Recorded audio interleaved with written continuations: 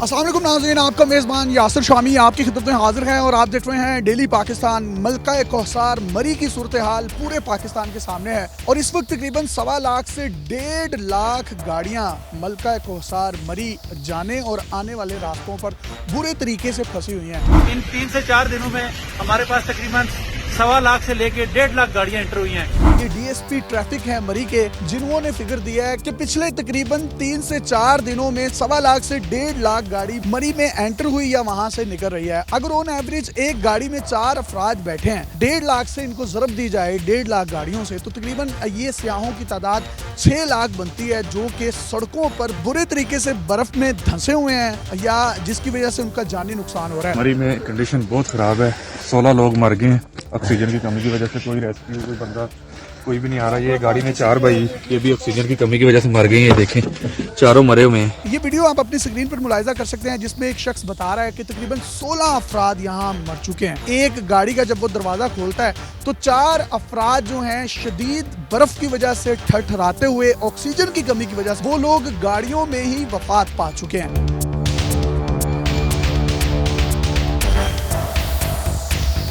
जबकि हुकूमती वुज़रा जो हैं वो बिल्कुल ला इल्म है ऑन ग्राउंड रियलिटी से। कुछ वुज़रा कह रहे हैं कि हम 4 से 5 घंटों में ऑपरेशन जो है ख़त्म कर लेंगे, जबकि जो मुकामी अफराद कह रहे हैं कि जितनी बर्फ़बारी यहाँ पर हो रही है और किसी भी किस्म की कोई टेक्नोलॉजी भी नहीं है, तो ये 3 से 4 दिन में भी बर्फ़ वहाँ से नहीं हट सकती। और अगर वो हैवी मशीनरी ऊपर जा ही नहीं सकती क्योंकि ऑलरेडी वहाँ पर आगे गाड़ियों की वजह से काफ़ी ब्लॉकेज होगी, तो किस तरीके से उन लोगों को रेस्क्यू किया जाएगा।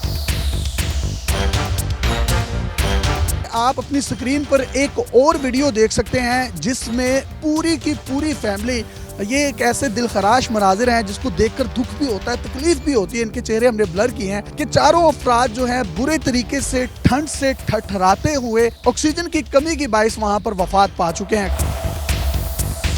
कुछ गाड़ियां स्लिपरी की वजह से आपस में टकरा चुकी हैं, बर्फ में धंस चुकी हैं। उनकी अगर आप छतों को देखें तो आपको महसूस ही नहीं होगा ये कोई गाड़ी है।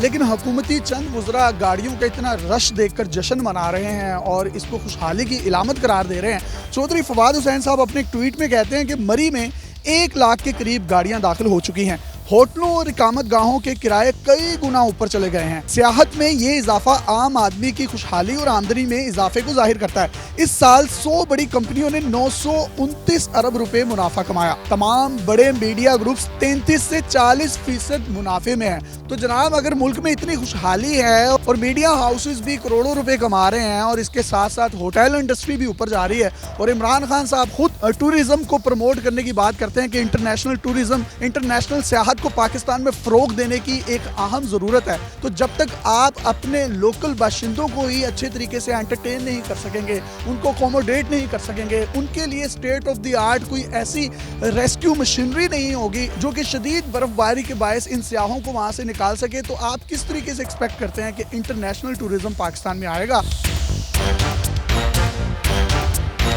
शेख रशीद साहब ने एक ताज़ा बयान दिया है जिसमें वो कहते हैं कि जी 3 से 4 घंटे में हम सब कुछ क्लियर कर लेंगे, लोग घर वापस चले जाएं।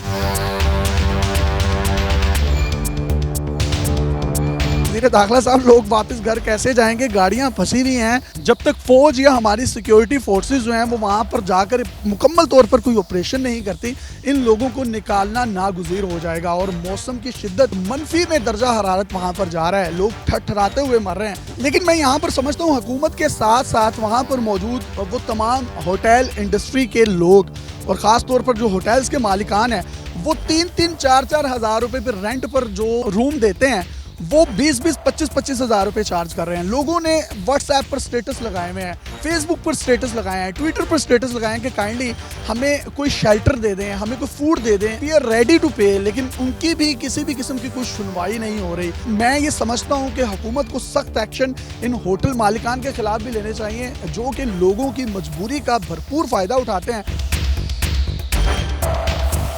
एक जो मेरी तरफ से सजेशन है कि मरी में रहने वाले, पहाड़ों पर रहने वाले वो लोग जो जिंदा दिल हैं और बड़े मेहमान नवाज हैं, वहाँ के मुकामी अफराद हैं, वो गाड़ियों में फंसे हुए अफराद को अपने घरों में लेकर जाएं। वो तमाम मुकामी अफराद जब आगे आएंगे, हुकूमत के साथ कंधे से कंधा लगाकर शाना बशाना चलेंगे, तो ये जो एक मुश्किल वक्त आया है और आफत ज़दा करार दिया गया है मरी को। मरी की रौनकें फिर से बहाल होंगी और हम मैक्सिमम ज़िंदगियों को बचा सकते हैं। हमारी डेली पाकिस्तान के प्लेटफॉर्म से हुकूमत से ये इल्तमास है कि जो कुछ आप इन सियाहों के लिए कर सकते हैं ज़रूर कीजिए। अपने मेज़बान यासिर शामी को इजाज़त दीजिए और देखते रहिए डेली पाकिस्तान। अल्लाह हाफ़िज़।